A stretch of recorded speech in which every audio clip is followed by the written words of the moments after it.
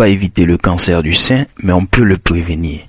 Comment se fait la prévention? Par le dépistage, soit par l'auto-examen des seins, ou bien la palpation, comme on le dit, soit l'examen radiologique des seins, c'est-à-dire la mammographie, ou bien l'échomammographie, soit l'examen des seins par un professionnel de la santé, un docteur ou bien un gynéco, une sage-femme, c'est-à-dire un professionnel de la santé.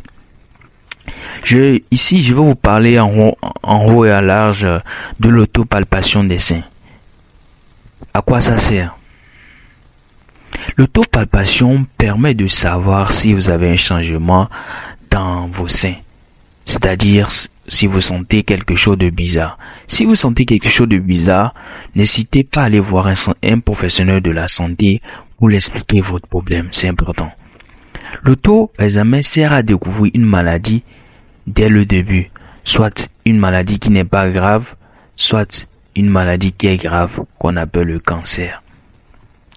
Si le cancer est découvert tôt, son pourcentage de guérison est aussi élevé. Mais si c'est découvert au stade avancé, c'est très compliqué que la personne s'en remette.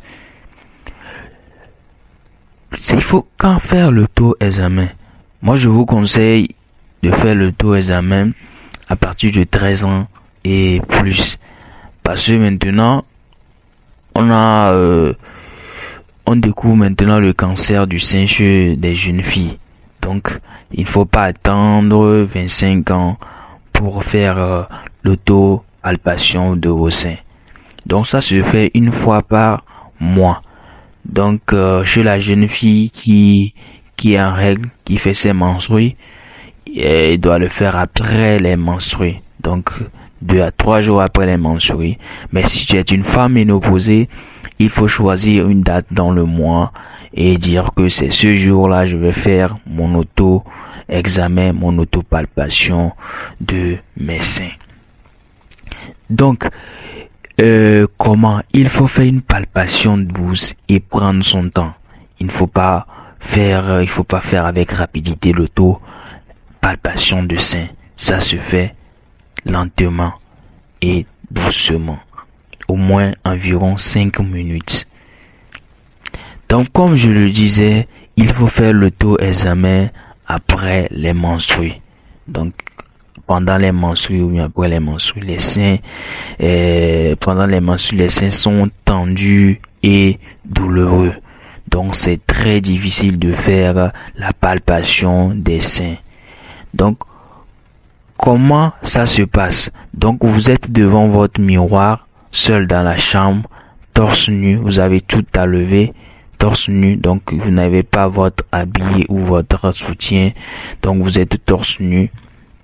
Donc, tout d'abord, vous allez soulever votre sein. Donc, vous allez voir si les deux seins ont suivi le mouvement de votre suite à l'élévation de vos bras. Donc, normalement, ça doit se soulever. Normalement, un sein ne doit pas rester en bas et l'autre est soulevé. Donc, c'est une anomalie. Si l'autre, c'est lorsque vous soulevez votre bras et vous voyez qu'un sein est toujours à sa place sans bouger, ce n'est pas du tout bien. Il faut consulter.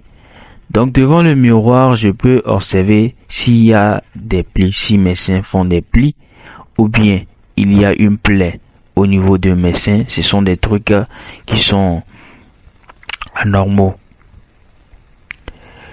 Soit un liquide qui coule. Donc, normalement, lorsque je ne suis pas une femme allaitante, je ne dois pas voir du liquide qui va couler au niveau de mes seins. Si je ne suis pas une femme enceinte ou femme allaitante, je ne dois pas avoir un liquide qui va sortir au niveau de mes seins. Si ça sort, c'est anormal. Soit un creux au niveau de mes seins. Ce sont des trucs qu'on ne doit pas voir au niveau des seins. Donc, la palpation se fait comment? Donc, soit vous avez votre index, annulaire et auriculaire, ou bien vos 3 doigts collés, ou bien vos 4. Donc, ça va dépendre de la taille de vos seins. Donc, Donc, pour faire l'auto-palpation, donc je mets le bras du sein qu'on veut palper derrière ma nuque et je prends le bras opposé pour faire la palpation. Donc, je divise mon sein en 4 parties. Donc, et je palpe, je commence soit ici, en suivant le sens des aiguilles d'une montre. Donc, je commence par ici, je fais un cercle.